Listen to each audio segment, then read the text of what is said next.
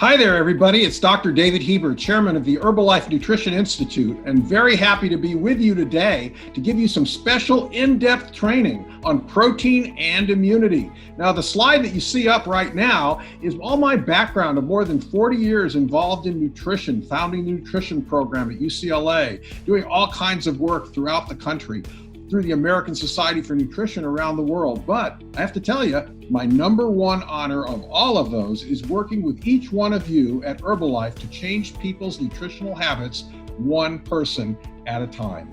And today I've got a little story I want to tell you that has to do with the idea that you might be trapped on a desert island because you've been shipwrecked. And as the ship was crashing into the island, what happened is that 3 chests of food fell off the ship. One chest had cassava fruit in it, which you may not know is 100% carbohydrate. Another chest was full of delicious extra virgin olive oil, which is 100% fat. And the third chest had in it soy protein isolate powder, which is 100% protein. So, if you're on this desert island, you're going to wave to try to get attention of some ships that might be coming by. But what are you going to eat to keep you strong and healthy while you wait to be rescued? Which one of these 3 chests are you going to open? Well, how about the cassava fruit? You know, cassava fruit's 100% carbohydrate. And if you ate the cassava fruit, which contains no protein, your body would have no choice. It would have to take protein from your muscles and your organs to create the energy your body needs and to fulfill the protein needs of the body every day. And when it breaks it down into amino acids. And I want you to remember that word, amino acids, because that's something we're going to come back to later. So what about the olive oil? You know, we all love extra virgin olive oil, but if you just drank the olive oil, which is 100% fat, you'd also lose muscle and become weak. And that's because fat doesn't have any amino acids either. It can't build any protein in your body. It can't maintain your immune function. And what about that third chest? It's got the soy protein in it. Well, now you're asking yourself, what about that? Well, believe it or not, only the soy protein powder has what you need to build and maintain your muscle and immune system. So what should you do? Well, if you balance all 3 every day, that is, have some of the soy protein, have some of the olive oil, and some of the cassava fruit, you can go for a long period of time. Matter of fact, all foods have protein, fats, and carbohydrates in them. The extra calories from a small amount of cassava fruit and a small amount of olive oil can help to balance the amino acids you're getting from the protein. But the protein is the primary source that's going to keep your body strong as you wait for a ship to pick you up. So all balanced nutrition that we always talk about, along with healthy, active lifestyle, includes protein, fat, and carbohydrates. Now, what's important about protein? What differentiates it from carbohydrates and fat?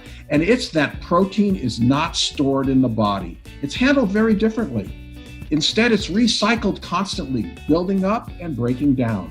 Fat and carbohydrate, on the other hand, are simply taken in, they're stored in the body. Sure, they're used for biochemical reactions, but there's no daily requirement for carbohydrate. And for fat, the daily requirement's so low, I haven't met anyone with a fat deficiency who had an intact gastrointestinal system since I've been practicing nutrition. So let's look at muscle, which is really critical. Muscle releases amino acids between meals and takes up amino acids after you eat, as shown on this slide. That means that when the amino acid level in the blood goes up, it enters the muscle. When the amino acid level is low in the blood, the muscle releases amino acids into the blood. So this dynamic thing is going on all day long, which is why you need meals with the right amount of protein all day long, every day of your life. So what does protein do besides muscle? Well, there are lots of other tissues around the body. The skin turns over every 10 to 30 days. Your fat cells turn over, believe it or not, every 8 years. That's probably not what you wanted to hear, but it takes a long time to turn over those fat cells. And your stomach cells and small intestinal cells turn over every couple of days.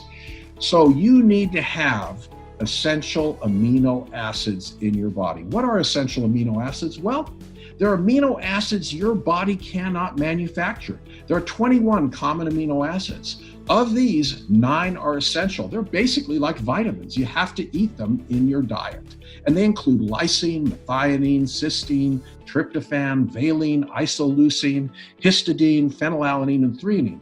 Now, I'm not going to quiz you on all those amino acids, but just know that there are 9 of them, just like there are many vitamins and minerals you need every day. On the other hand, carbohydrates are different. Your body stores a very small amount of carbohydrate, and then the excess gets stored as fat. So most Americans eat about 3 times the amount of carbohydrate they need. There is no daily recommended amount of carbohydrate that you have to have as a requirement. Most people recommend around 130 grams per day. Most Americans eat about 3 times that amount. But what about exercise and protein? Well, it turns out that exercise maximizes protein synthesis by increasing the uptake of amino acids into the muscle. And how does that work?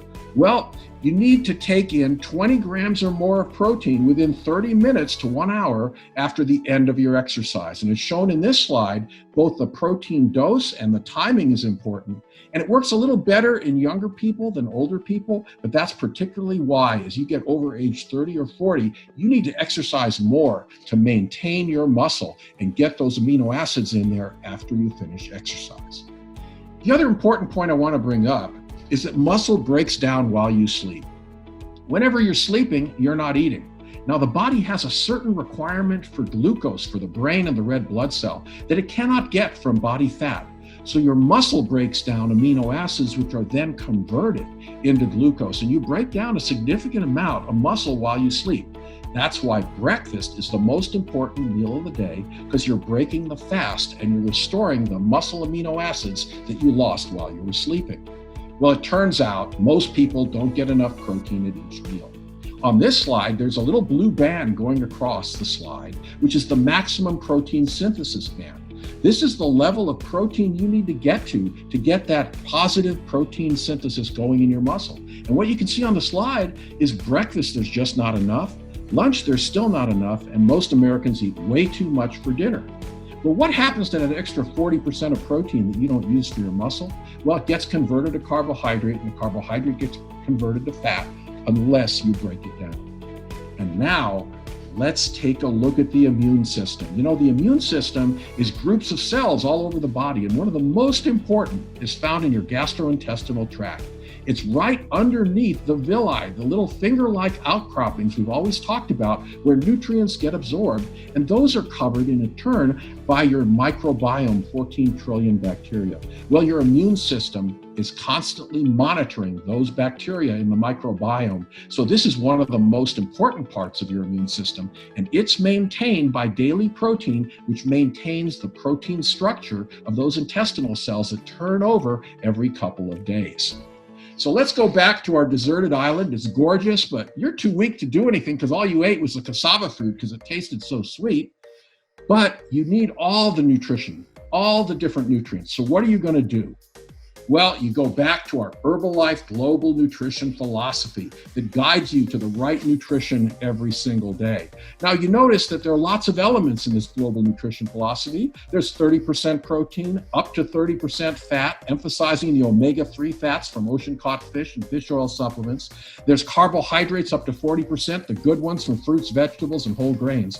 But I want to direct your attention to that bottom circle, up to 30% protein, because 30% protein is the most important part of our global nutrition philosophy. But how much protein do you need personally? Well, that depends on how much lean body mass is in your body.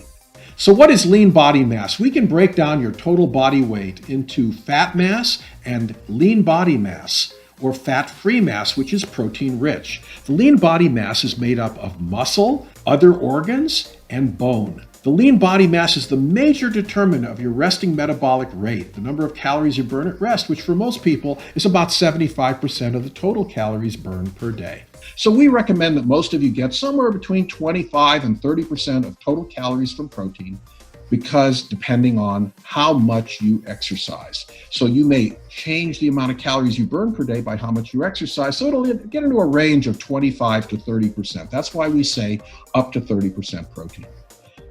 Not only important how much protein you get personally, it's also important about the quality of that protein. What I mean by quality is the combination of amino acids found in that protein. As I told you, there are 21 common amino acids, but 9 of them are absolutely essential. They are like vitamins. You need them every day. Well, it turns out there are 3 really good proteins that have all the essential and non-essential amino acids, and that is egg white, dairy protein, and of course, soy protein, which we found in one of the chests on our desert island. So shown on this slide is all the different qualities of protein. As you go toward the right side of the slide, you'll notice that many of the so-called vegetarian or vegan proteins like quinoa, flax, sesame, and rice protein have a mixture of amino acids that doesn't quite meet what you find in soy, but you can combine them in the right proportions and approach soy. But what I like to say about soy, it's the most complete protein in the plant world. So soy protein is something that can enhance any vegan or vegetarian diet. Soy protein is also better for the planet.